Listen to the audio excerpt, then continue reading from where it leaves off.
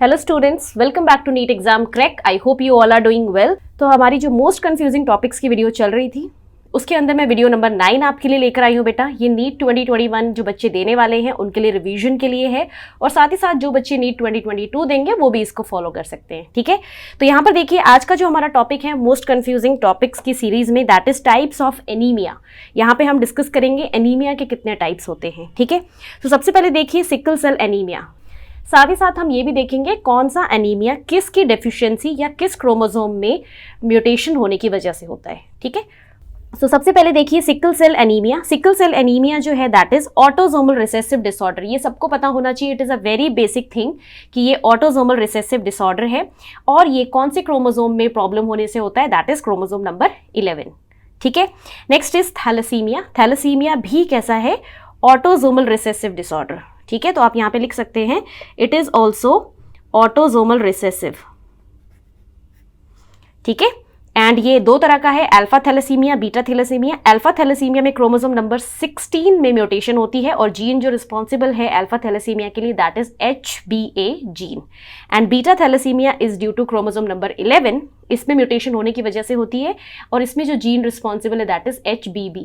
तो ये जीन्स काफ़ी इंपॉर्टेंट है नीट के लिए, आपके लिए आपको अच्छे से तैयार करनी है बेटा। ठीक है, पहले के टाइम में जो थैलेसीमिया था that was not in our syllabus, but अब इसको हमारे सिलेबस में कर दिया गया है। पहले ये सप्लीमेंट्री में आता था, ठीक है, बट अब आपके सिलेबस में है, आपको पढ़ना है ये। माइक्रोसिस्टिक एनीमिया देखिए थर्ड।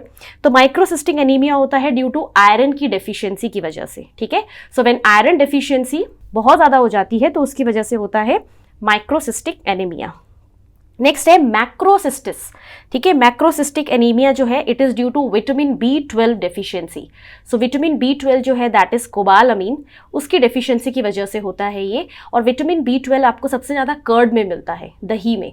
तो कर्ड का अगर आप अच्छे से कंजप्शन लेते हैं, ठीक है, तो आपको ये डेफिशिएंसी जो है थोड़ी बहुत इंप्रूव हो सकती है, ठीक हो सकता है ये।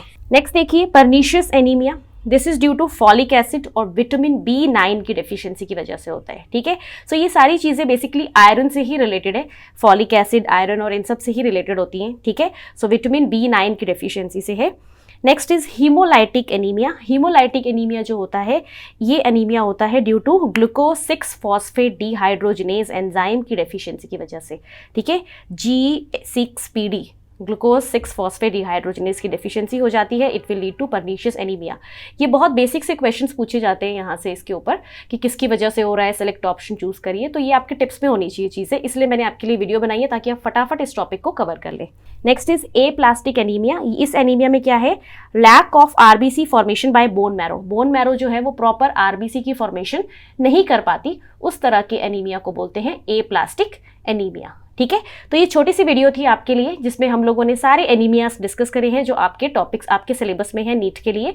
ठीक है, तो आप इनको तैयार कर लीजिए फटाफट, और इससे रिलेटेड क्वेश्चंस आप करते रहिए। फिर इसी तरह की और नई वीडियोस आती रहेंगी मेरे चैनल पे। अगर आपको वीडियोस अच्छी लग रही है तो वीडियो को लाइक और शेयर जरूर करिए, और कमेंट करके बताइए आप किस और टॉपिक पे वीडियो चाहते हैं। तो फिर मिलते हैं नेक्स्ट वीडियो में, तब तक अपना ख्याल रखिए, पढ़ाई करते रहिए। All the very best and thank you so much for watching. Stay blessed, stay happy.